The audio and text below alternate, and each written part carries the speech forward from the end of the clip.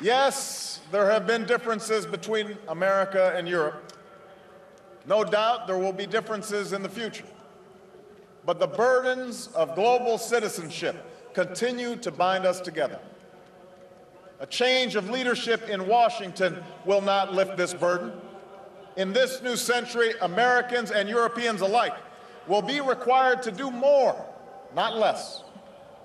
Partnership and cooperation among nations is not a choice. It is the only way, the one way, to protect our common security and advance our common humanity.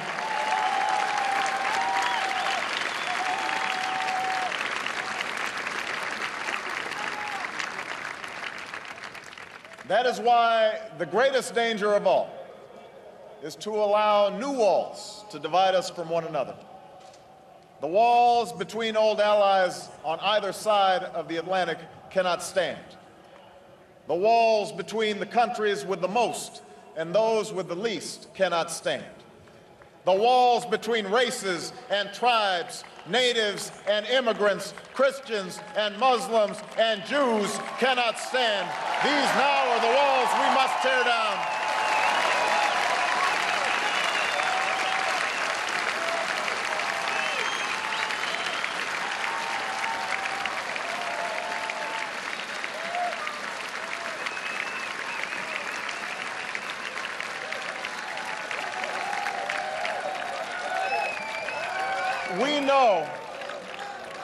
We know that these walls have fallen before. After centuries of strife, the people of Europe have formed a union of promise and prosperity. Here, at the base of a column built to mark victory in war, we meet in the center of a Europe at peace. Not only have walls come down in Berlin, but they've come down in Belfast, where Protestant and Catholic found a way to live together. In the Balkans, where our Atlantic Alliance ended wars and brought savage war criminals to justice. And in South Africa, where the struggle of a courageous people defeated apartheid.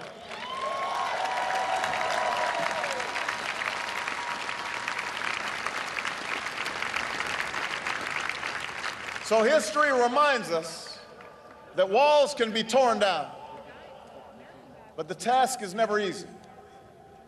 True partnership and true progress requires constant work and sustained sacrifice.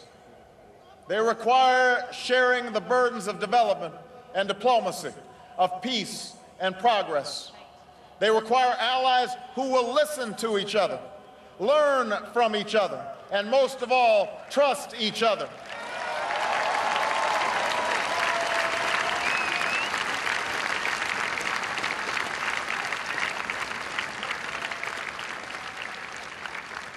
That is why America cannot turn inward. That is why Europe cannot turn inward. America has no better partner than Europe. Now is the time to build new bridges across the globe as strong as the one that binds us across the Atlantic. Now is the time to join together through constant cooperation and strong institutions and shared sacrifice and a global commitment to progress to meet the challenges of the 21st century. It was this spirit that led airlift planes to appear in the sky above our heads and people to assemble where we stand today. And this is the moment when our nations and all nations must summon that spirit anew. This is the moment when we must defeat terror and dry up the well of extremism that supports it. This threat is real, and we cannot shrink from our responsibility to combat it. If we could create NATO to face down the Soviet Union, we can join in a new and global partnership to dismantle the networks that have struck in Madrid and Amman, in London and Bali, in Washington and New York. If we could win a battle of ideas against the communists, we can stand with the vast majority of Muslims who reject the extremism that leads to hate instead of hope.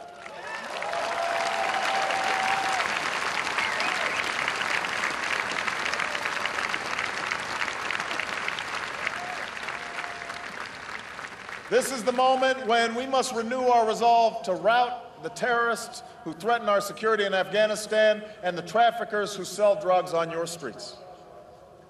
No one welcomes war. I recognize the enormous difficulties in Afghanistan. But my country and yours have a stake in seeing that NATO's first mission beyond Europe's borders is a success. For the people of Afghanistan and for our shared security, the work must be done. America can't do this alone.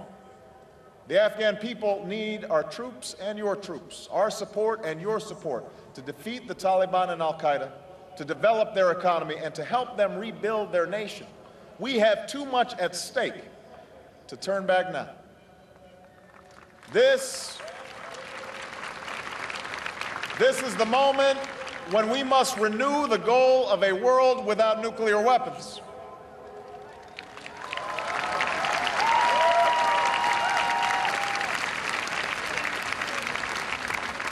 The two superpowers that faced each other across the wall of this city came too close, too often, to destroying all we have built and all that we love.